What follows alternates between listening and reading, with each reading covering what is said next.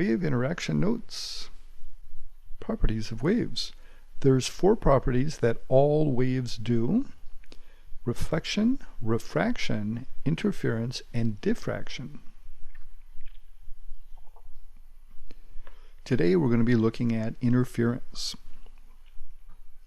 Interference is when 2 or more waves add together to form a resultant wave. So here's an example of 2 waves going towards each other, and as they get closer and closer, you can see as they move through each other, their amplitudes are going to add together to make an extra tall wave, and then they continue on with their same height and their same speed as they were before. So this is what we call constructive interference, when the amplitudes are adding together. So let's pause and copy, and we'll do a real quick sketch of this.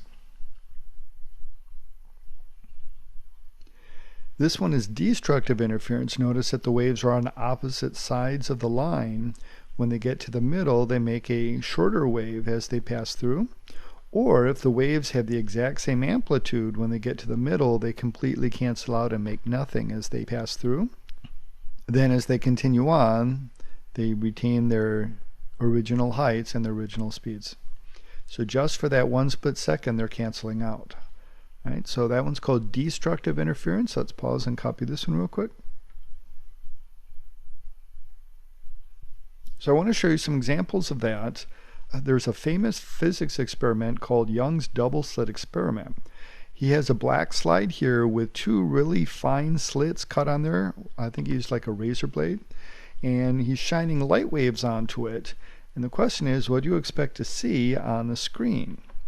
Now we're used to drawing light rays as lines, and you would think they act like lines or act like particles to make 2 bright dots on the screen. But that's actually not what we see. We see a whole bunch of bright dots. And the reason is that this is an interference pattern that's happening. Light is a wave. Interference also happens with sound waves. So I've showed this animation before. This is a sound source, so all the waves are going out in all directions. And we said that each one of the lines represents a crest of the wave, and each space represents a trough of the wave. In actuality, sound waves are longitudinal waves, so instead of having crests, they're actually compressions. Instead of troughs, they're actually rarefactions. So here I have 2 different sound sources at the same time, one here and one here.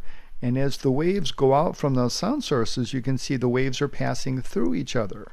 When waves pass through each other, that is when our interference is happening, because the waves, right at that point where the waves are meeting, they're combining and making a new resultant wave.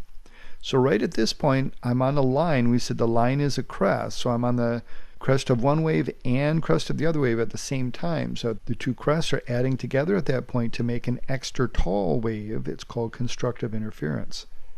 You can see there's another spot right below it, and another one below that, all the way down like this. And then you can see another series here, another series here. There's a whole bunch of them. This makes what we call the interference pattern. And all the way along this line, every one of these lines, we have constructive interference going on where the wave is extra tall at that spot. In between those 2, we have a crest from one of the waves and a trough from the other wave meeting at the same spot all the way down. That makes destructive interference, so those are canceling out. So we have no waves there.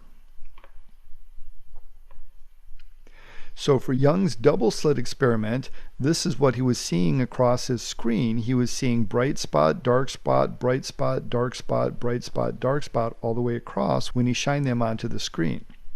That's called the interference pattern. I'd like to show you a demonstration using sound waves. In the front of the classroom, I have 2 speakers, and I'm going to play a wave of sound going through both of the speakers at the same time. And as those waves come out, it's going to make this interference pattern. Then I'm going to walk sideways across the room. As I'm walking across the room, when I get to the constructive interference, it's going to be extra loud. When I get to the destructive interference, it's going to be extra quiet. So I'm going to hear loud, quiet, loud, quiet, loud, quiet, loud, quiet as I walk across the room. Then I'm going to change the frequency to a higher frequency and turn around and walk back and see if the pattern sounds the same with a different frequency. Here we go.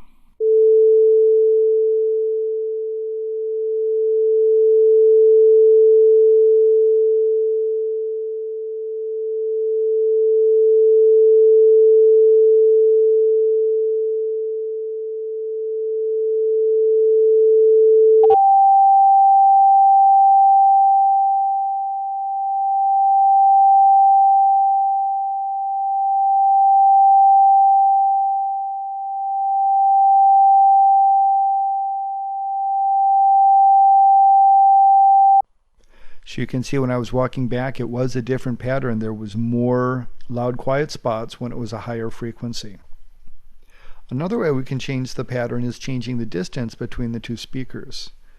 So here I have the sound sources a certain distance apart. As I move them closer and closer, you see that pattern changes. Watch again. Now there's a magical spot here when you're half a wavelength apart from each other, where we have a giant destructive interference on both sides and a giant constructive interference on top and bottom.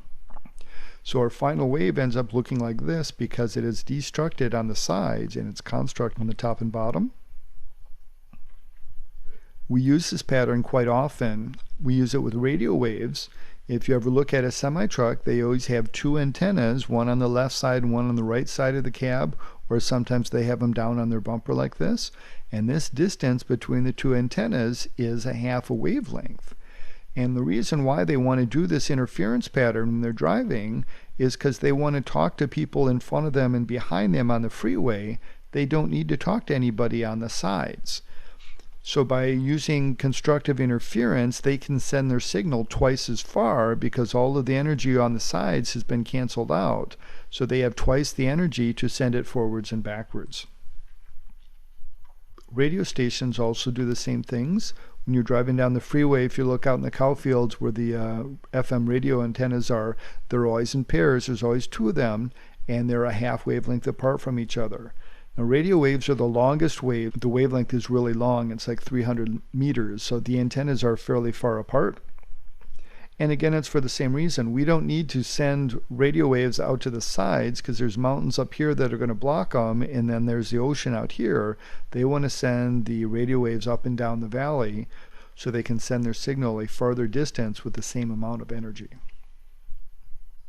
So here's an interesting one. If I take two antennas a half wavelength apart, we had one big destructive interference on both sides, and we had one big constructive interference on both sides. If I put a third antenna on here, you can see what happens is that the constructive interference gets a little bit brighter and it gets a little bit narrower. If I add a fourth antenna, it gets even narrower. And as I keep adding one more and one more and one more antenna, that beam gets thinner and thinner. The military uses this concept on their aircraft. This is how their radar works. They have a whole row of antennas that sends all the beams out, so they end up with a very thin, bright beam. And then they do a phase shift on each of their antennas, and what that does is make this beam sweep sideways across the sky. Here's another example of an interference pattern in water waves. One wave source sends waves out in all directions. Then when he does it with two wave sources, we get that interference pattern happening. All right, last one we're going to talk about is standing waves today. Standing waves is a pattern of constructive and destructive interference. It's going on at the same time.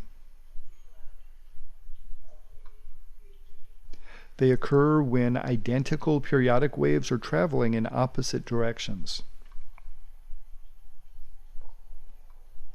So here we have periodic wave means it's up, down, up, down, up, down. It keeps going and going, going. And then I have the same wave going in the opposite direction. And as they pass through each other, we're going to get this wave that looks something like this. Notice that where the crests add together, we get an extra tall crest. So all the crests are extra tall, all the troughs are extra deep.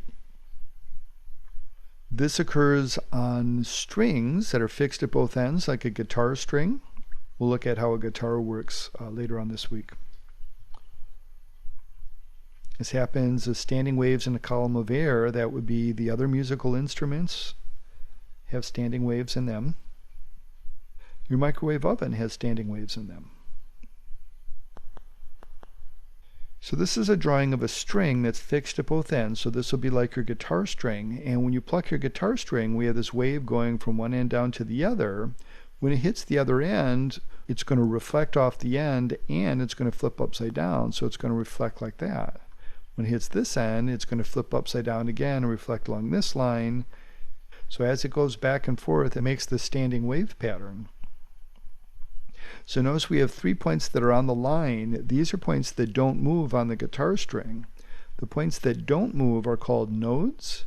This is an area of no movement. In the center, where we have the maximum amplitude, we call that antinodes. The way we remember the difference of these, nodes and no begin with NO, and antinodes and amplitude begin with the same letter also, A. So at the nodes, we have destructive interference going on. That's where these two waves would be canceling each other out. The antinodes are constructive interference, and that's why we end up with an extra tall wave there. So this is what's going on in your microwave oven. We use microwaves, and we bounce them back and forth to make a standing wave vibrating back and forth like this. And the scientists have found just the right frequency of waves to make water and fat molecules vibrate with this microwave going back and forth, making this pattern. And when I was a kid, the microwaves had just came out, and what happens is when it's vibrating like this, you have these spots where there's maximum amplitude, so your food cooks and gets hot in those spots, but we have these points in the middle where there's nodes where there's no movement and the food stays cold at that spot. And it must have been 5 years before somebody got smart enough to put that rotating tray in the bottom of your microwave so the food would move through all the hot spots and cook evenly. So there's a little experiment if you want to try. If you take the rotating tray out of your microwave, you can put a chocolate bar inside of the microwave and turn it on for 15 seconds or so, and you'll see spots where it starts to melt right where the antinodes are on your wave. So you could actually measure the wavelength of the microwave that's in your microwave oven.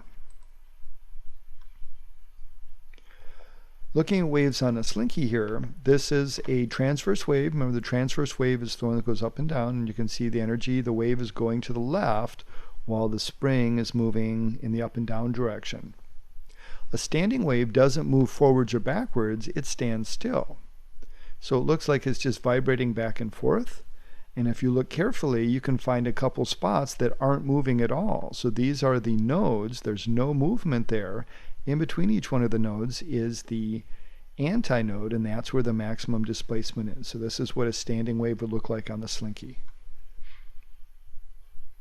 End of notes.